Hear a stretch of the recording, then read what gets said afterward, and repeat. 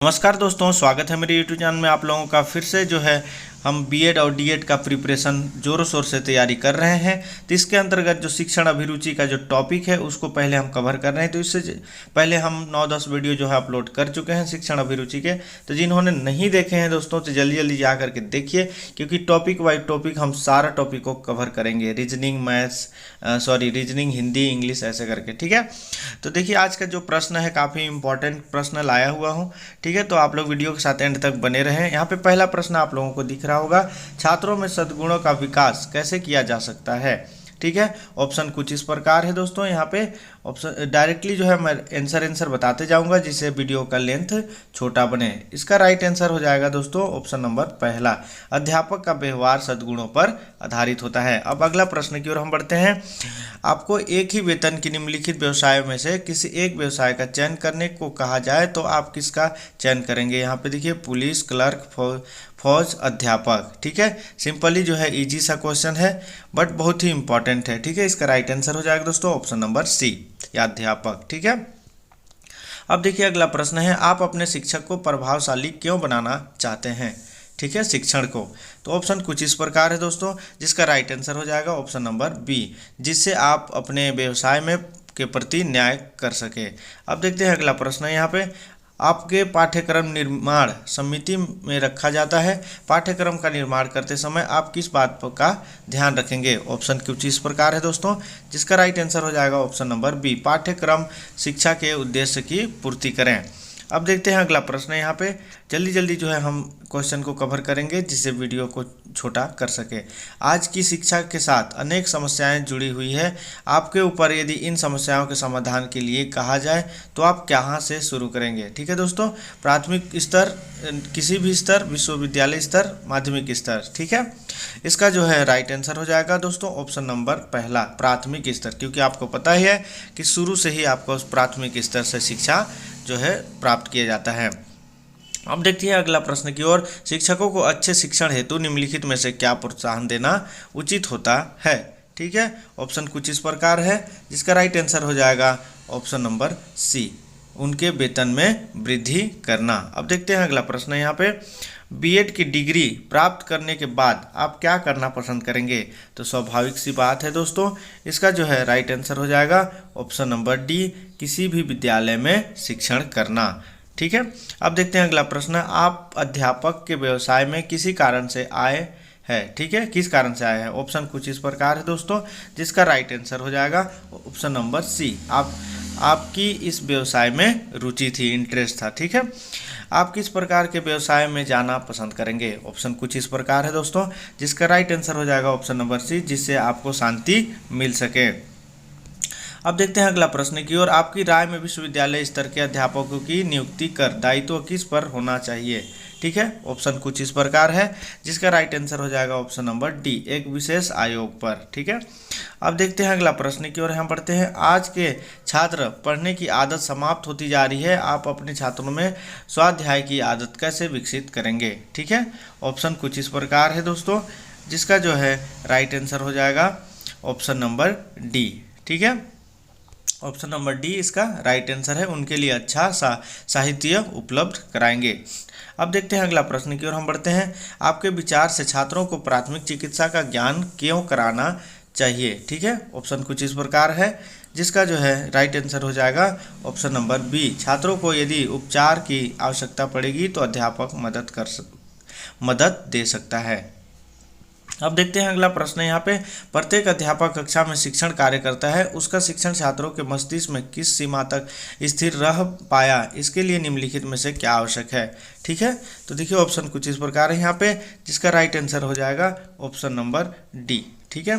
पढ़ते समय बीच बीच में अध्यापक प्रश्न करता जाए ताकि रुचिकर कक्षा बन सके, ठीक है।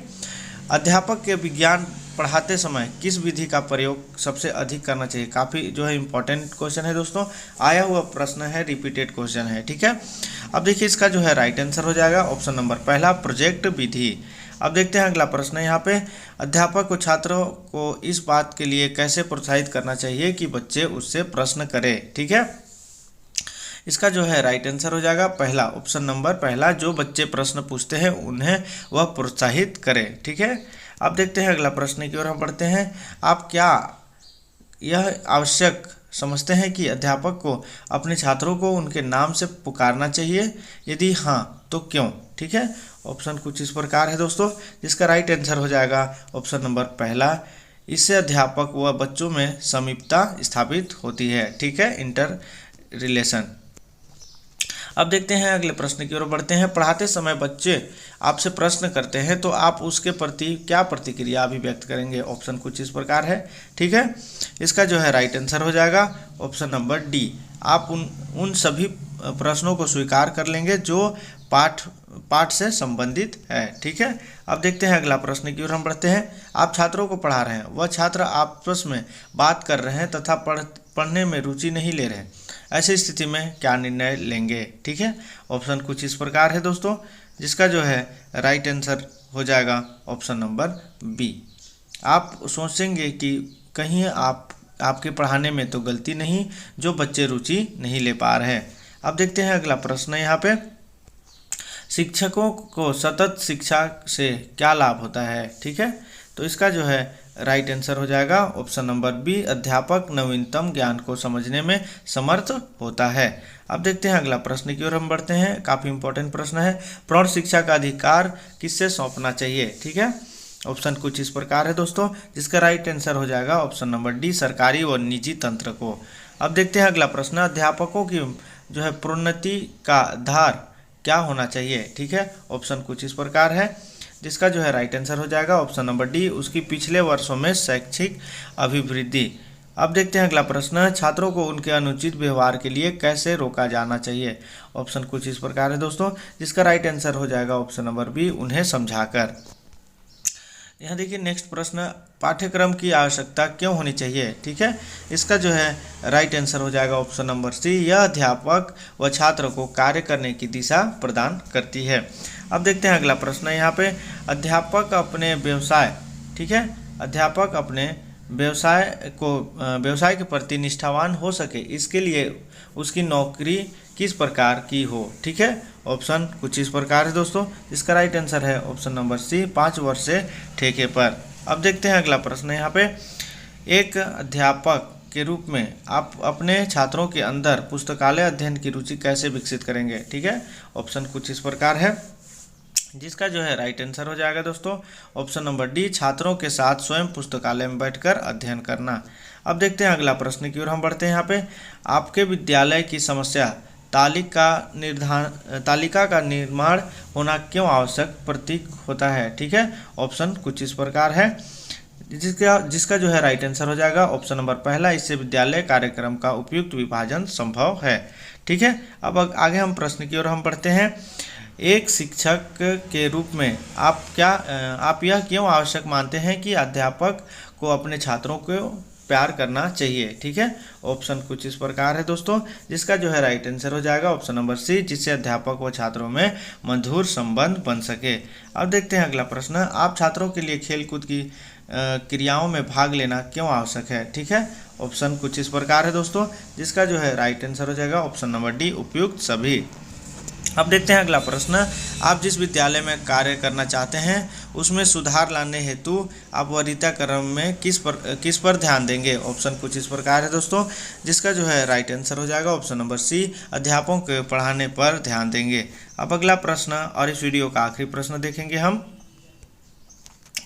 यहाँ पे देखिए बोला जा रहा है कि शिक्षक को अपने कार्य में दक्ष होने के लिए, ठीक है, इसका ऑप्शन कुछ इस प्रकार है, जिसका राइट आंसर हो जाएगा अपने विषय संबंधी नवीन पुस्तकों का अध्ययन करना चाहिए। तो इस प्रकार जो है हमने 30 क्वेश्चन शिक्षण अभिरुचि का देख लिए और 30 मार्क्स का भी आता है। तो मिलते हैं इसी तरह के नए नॉलेज के साथ। आप लोगों को बीएड और डीएड का एंट्रेंस एग्जाम का तैयारी करना है दोस्तों, तो हमारे चैनल को फॉलो कर लीजिए। अभी के लिए जय हिंद।